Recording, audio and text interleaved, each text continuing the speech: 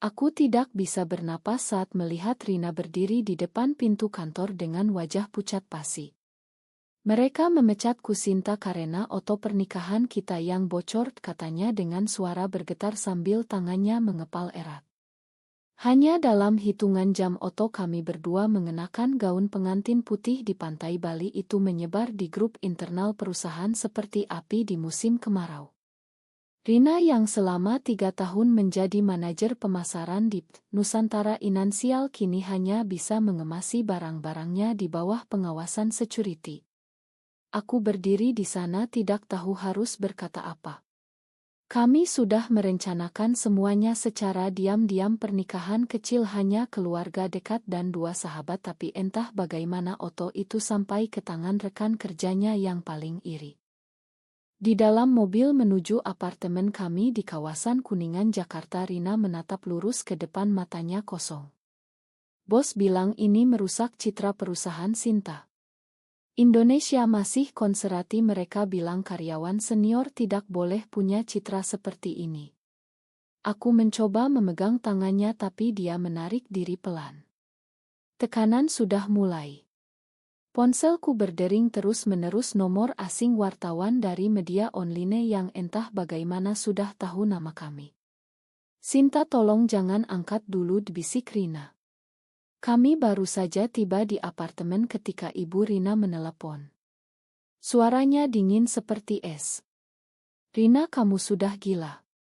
Oto itu ada di mana-mana. Ayahmu sedang di rumah sakit karena darah tingginya naik. Pulang sekarang dan jelaskan. Rina mematikan ponselnya, tangannya gemetar. Aku tahu ini baru permulaan. Malam itu kami duduk di sofa apartemen kecil kami yang selama ini menjadi tempat aman. Oto itu sudah viral di Twitter dan Instagram, tagar skandal Nusantara Inansial naik ke trending. Komentar membanjiri, di ini tidak pantas untuk perusahaan besar, bagaimana bisa 2 wanita menikah di Indonesia. Perusahaan harus bersih-bersih. Rina menangis pelan di bahuku.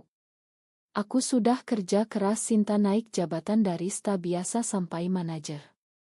Sekarang semuanya hilang hanya karena kita berani mencintai.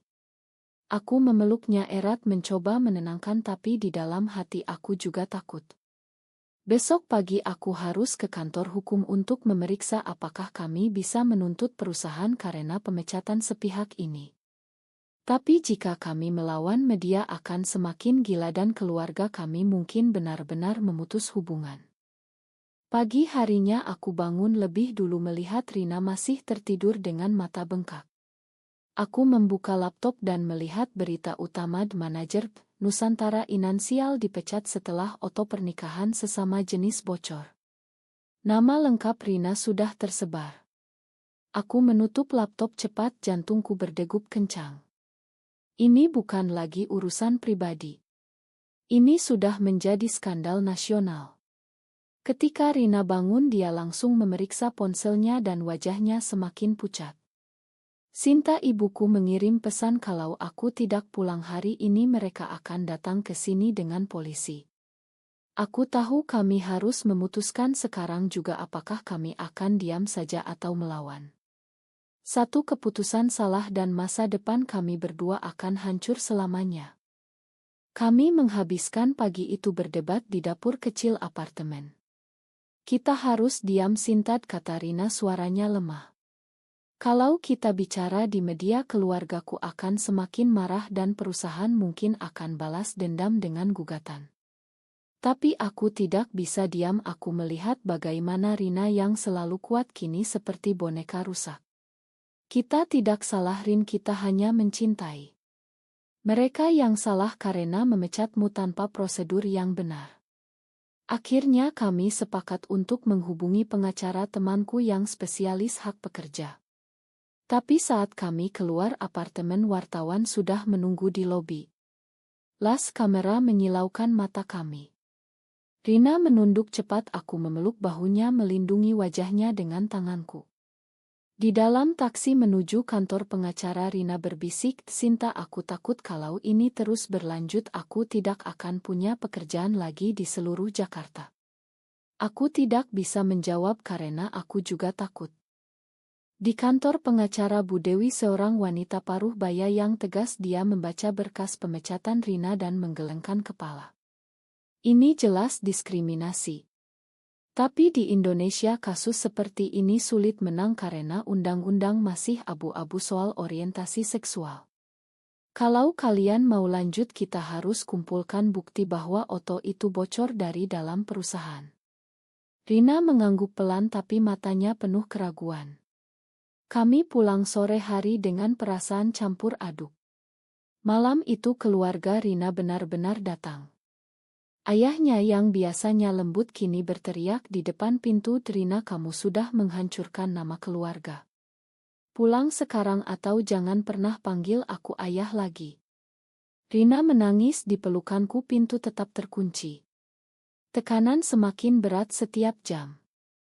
Aku tahu besok kami harus memutuskan apakah kami akan mengajukan gugatan resmi atau diam saja dan mencari pekerjaan baru di tempat lain.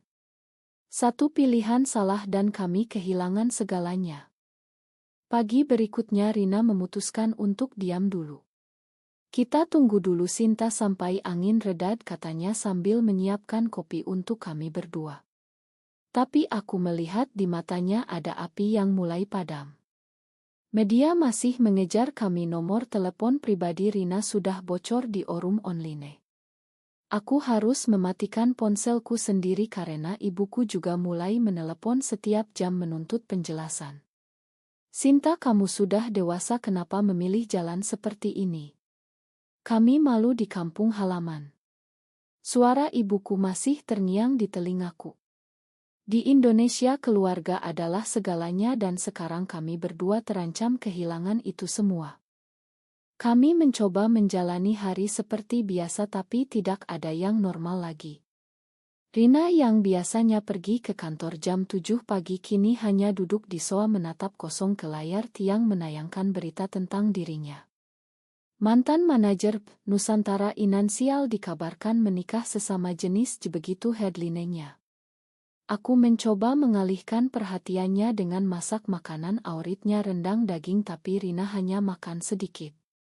"Sinta, kalau aku diam saja mungkin perusahaan akan memberi kompensasi dan aku bisa cari kerja di perusahaan kecil yang tidak peduli." Aku tidak setuju tapi aku tidak mau memaksanya. Tekanan dari keluarga semakin kuat. "Kakak Rina mengirim pesan panjang, kamu egois Rin. Ibu sakit karena kamu. Kalau kamu tidak mau pulang setidaknya putuskan Sinta biar nama keluarga kami selamat." Aku membaca pesan itu di belakang Rina dan hatiku sakit. Apakah aku harus melepaskan dia demi keluarganya? Tapi bagaimana dengan cinta kami yang sudah 3 tahun dibangun diam-diam? Malam itu kami berbicara panjang lebar di balkon apartemen melihat lampu-lampu Jakarta yang berkelap-kelip.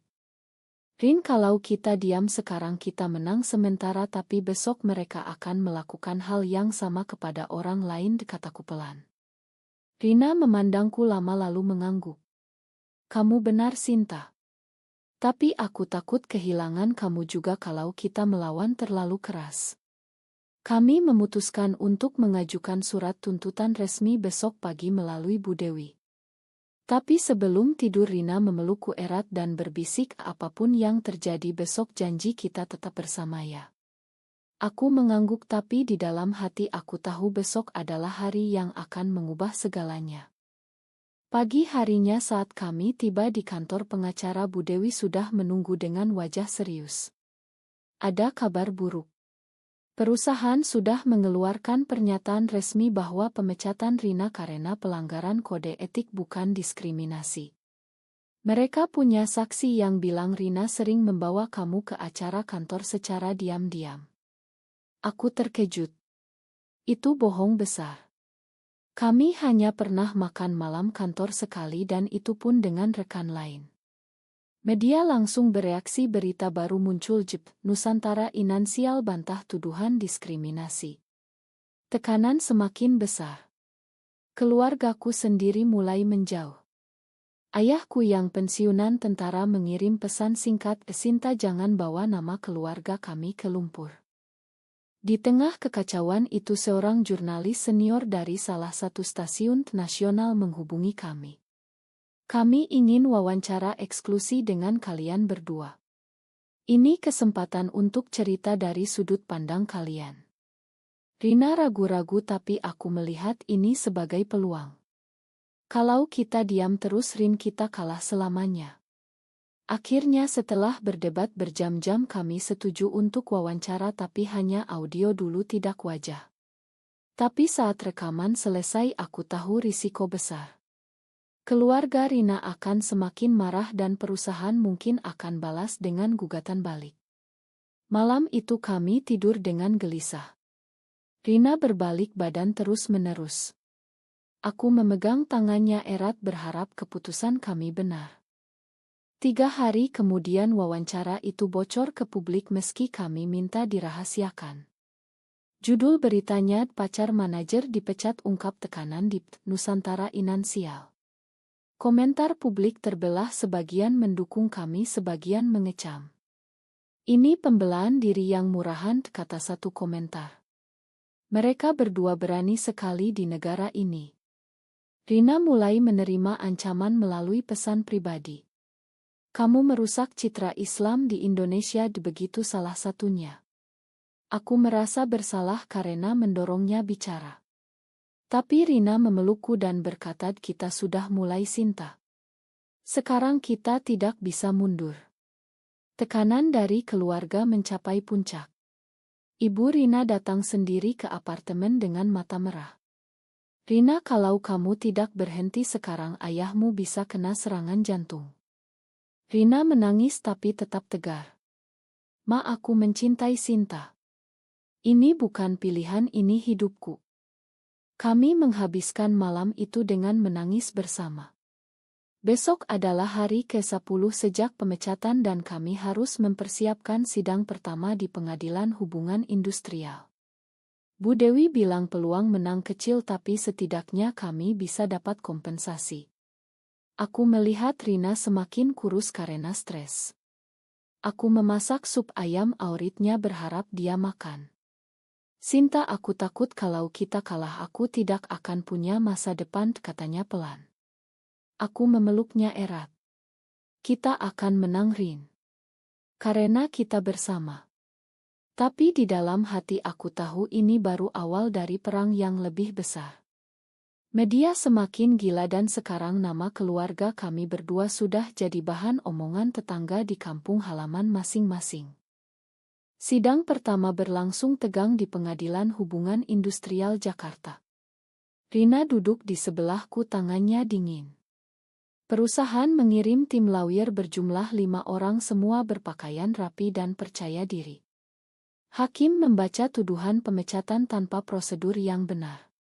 Perusahaan membela diri dengan bilang Rina melanggar kode etik karena perilaku tidak pantas yang mempengaruhi citra perusahaan.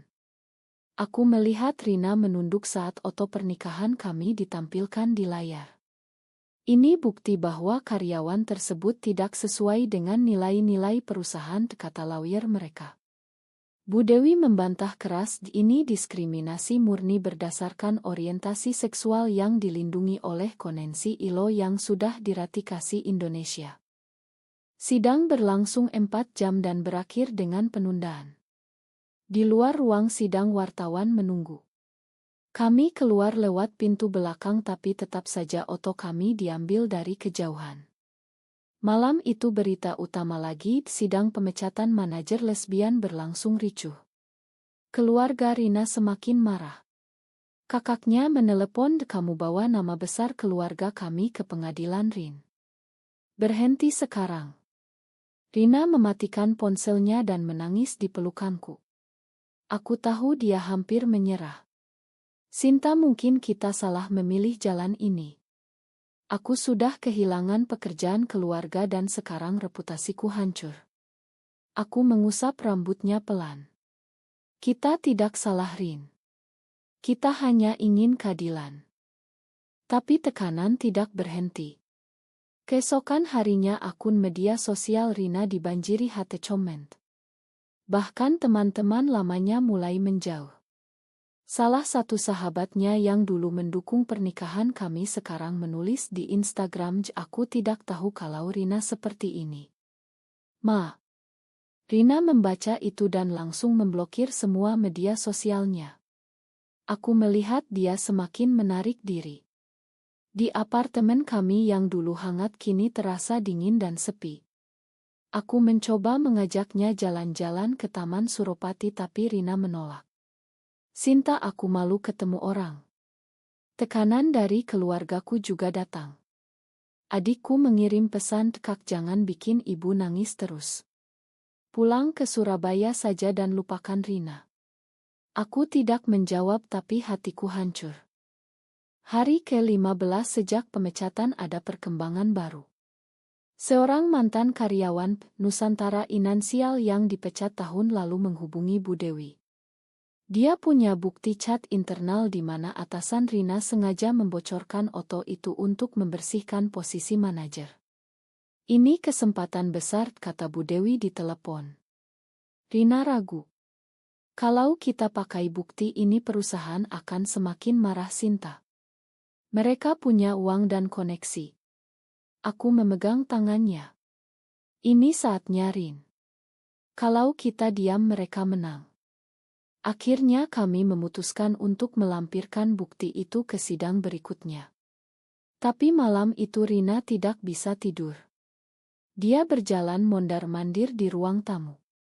"Sinta, kalau kita kalah kita tidak punya apa-apa lagi. Aku sudah 28 tahun dan karirku hancur." Aku memeluknya dari belakang. "Kita punya satu sama lain, Rin. Itu cukup." Sidang kedua dijadwalkan 2 hari lagi. Media semakin ramai. Salah satu stasiun terbesar ingin wawancara langsung dengan kami berdua. Rina akhirnya setuju. "Aku mau cerita yang sebenarnya, Sinta. Biar orang tahu apa yang terjadi." Kami menyiapkan diri sepanjang malam. Aku membantu Rina memilih baju yang sopan tapi tetap menunjukkan kepercayaan diri. Wawancara dilakukan di studio kecil dengan wajah kami disamarkan.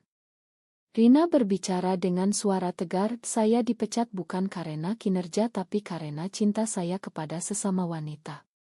Ini diskriminasi." Aku duduk di sebelahnya memegang tangannya di bawah meja. Wawancara itu langsung tayang malam harinya dan respon publik langsung terbelah. Beberapa mendukung, akhirnya ada yang berani bicara, yang lain mengecam ini merusak moral bangsa. Keesokan paginya perusahaan mengeluarkan pernyataan baru, "Kami akan membuktikan bahwa pemecatan adalah keputusan bisnis murni." Tapi di balik layar Bu Dewi bilang tekanan publik mulai mempengaruhi mereka. Beberapa klien besar perusahaan mulai bertanya-tanya. Hari ke-20 Rina mulai menerima panggilan dari headhunter perusahaan lain. Mereka bilang mereka tidak peduli dengan skandal asal kinerja bagus, kata Rina dengan senyum kecil pertama kalinya setelah pemecatan. Tapi aku tahu itu masih jauh. Keluarga kami masih menolak bicara. Ibu Rina mengirim pesan terakhir, "Kami doakan kamu sadar sebelum terlambat." Rina membaca pesan itu dan menangis lagi. Aku memeluknya erat. "Kita kuat, Rin. 10 hari lagi sidang ketiga." Sidang ketiga menjadi titik balik. Bukti chat internal yang kami lampirkan membuat hakim meminta perusahaan menjelaskan. Lawyer mereka terlihat gelisah. "Ini hanya percakapan pribadi bukan instruksi resmi," kata mereka.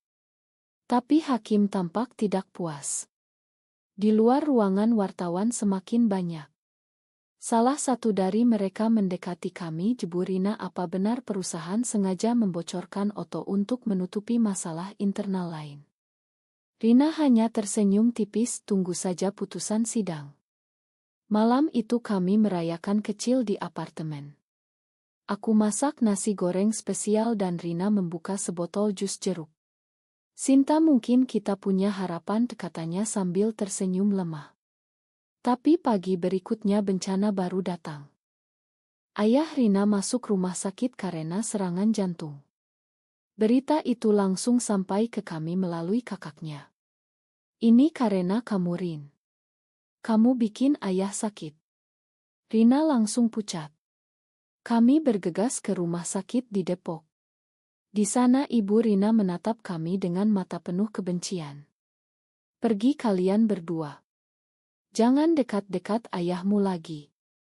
Rina menangis di koridor rumah sakit. Aku memegang bahunya. Rin, ini bukan salahmu. Ayahmu sudah tua dan stres karena banyak hal. Tapi Rina tidak mendengar. Dia pulang dengan hati hancur. Di apartemen dia berkata pelan, "Desinta, mungkin aku harus pulang ke rumah dan minta maaf. Mungkin kita pisah sementara." Kata-kata itu seperti pisau di hatiku. Aku diam lama lalu menjawab, "Kalau itu yang kamu mau, Rin, aku tidak akan halangi. Tapi ingat, kita sudah janji bersama sampai akhir." Rina menangis lagi dan memelukku. "Ma Sinta, aku hanya bingung." Kami menghabiskan malam itu dengan diam. Tekanan dari keluarga sudah sampai ke batas. Media masih menulis berita setiap hari. Salah satu tabloid online bahkan memuat foto lama kami berdua di pantai. "Cinta terlarang di balik skandal Nusantara," begitu judulnya. Aku mulai merasa lelah secara emosional. Tapi besok adalah hari ke-25 dan sidang keempat akan menentukan apakah perusahaan harus memberikan kompensasi atau tidak. Bu Dewi menelepon malam itu, "Kalian harus siap. Perusahaan mulai menawarkan damai di luar pengadilan. Mereka takut putusan hakim akan jadi presiden buruk." Rina mendengar pembicaraan itu dan matanya berbinar sedikit. "Damai berarti aku bisa dapat uang dan mulai hidup baru, Sinta." Aku mengangguk, tapi aku tahu damai berarti kami mengakui bahwa pemecatan itu benar. Pagi sidang keempat, perusahaan mengajukan tawaran damai resmi 500 juta rupiah dengan syarat Rina tidak boleh bicara lagi tentang kasus ini di media. Rina ragu-ragu di ruang tunggu. "Sinta, kalau aku terima kita bisa pindah ke kota lain dan mulai lagi. Tapi kalau tolak kita harus lanjut ke Mahkamah Agung yang bisa makan waktu bertahun-tahun." Aku memandang matanya dalam-dalam. "Keputusan ada di kamu, Rin. Aku dukung apapun." Rina menghela napas panjang lalu berkata, "Aku tolak. Aku mau keadilan, bukan uang." "Diam." Bu Dewi tersenyum bangga. Sidang berlanjut dan hakim memutuskan untuk melanjutkan ke tahap pembuktian penuh. Di luar pengadilan Rina memelukku erat. "Terima kasih, Sinta, sudah berdiri di sisiku." Tapi malam itu keluarga Rina mengirim pesan terakhir, "Kamu sudah memilih jalan sendiri. Jangan pernah kembali ke rumah." Hari ke-27 Rina mulai mendapat tawaran kerja dari 2 perusahaan startup yang progresi. Mereka bilang mereka suka sikap beraniku, katanya dengan senyum lebar pertama kalinya. Aku bahagia untuknya, tapi aku tahu perang belum selesai. Media masih mengejar dan sidang terakhir dijadwalkan 3 hari lagi. Malam itu kami duduk di balkon berbicara tentang masa depan. "Kalau kita menang, Sinta, aku mau buka usaha kecil bersama kamu. Choy Shop, mungkin yang ramah untuk semua orang." Aku tersenyum dan mencium keningnya. Tapi di dalam hati aku masih khawatir dengan reaksi keluarga dan masyarakat yang lebih luas. Tekanan tidak pernah benar-benar hilang. Sidang terakhir adalah hari yang paling tegang. Ruangan penuh wartawan dan pengunjung. Perusahaan menghadirkan saksi-saksi yang mengatakan Rina tidak fokus kerja karena urusan pribadi. Tapi Bu Dewi membantah dengan bukti chat internal yang jelas menunjukkan konspirasi untuk membocorkan Otto. Hakim mendengarkan dengan serius. Setelah 4 jam sidang, hakim mengumumkan putusan sementara perusahaan harus membayar kompensasi 800 juta rupiah dan Rina berhak mendapatkan surat rekomendasi kerja. Tapi yang lebih penting perusahaan diminta merevisi kebijakan internal soal diskriminasi. Rina menangis bahagia di pelukanku. Kita menang Sinta, kita benar-benar menang. Di luar pengadilan media mengerubungi kami. Rina akhirnya berbicara di depan kamera untuk pertama kalinya. Ini bukan hanya kemenangan saya. Ini untuk semua orang yang dicintai sesama jenis di Indonesia. Jangan takut untuk berani. Malam itu apartemen kami penuh dengan bunga dan pesan dukungan dari teman-teman baru di dunia maya. Tapi keluarga kami masih diam. Ibu Rina tidak menjawab telepon. Aku tahu luka itu masih dalam. Hari ke-28 Rina mulai persiapan wawancara besar dengan salah satu majalah nasional. Aku mau cerita lengkap Sinta biar orang paham. Aku mendukungnya tapi aku juga khawatir media akan memutarbalikkan kata-katanya. Malam itu kami berdua berjalan di tepi sungai di kawasan Sudirman. Jakarta malam hari masih ramai tapi kami merasa damai untuk pertama kalinya. Rina memegang tanganku erat. Sinta, terima kasih sudah bertahan bersamaku. Tanpa kamu aku sudah menyerah sejak hari pertama. Aku tersenyum dan mencium pipinya pelan. Kita tim Rin. Selamanya. Tapi pagi hari ke-30 semuanya berubah lagi. Perusahaan mengumumkan akan menggelar konferensi pers besar-besaran di Hotel Bintang 5. Berita itu langsung viral.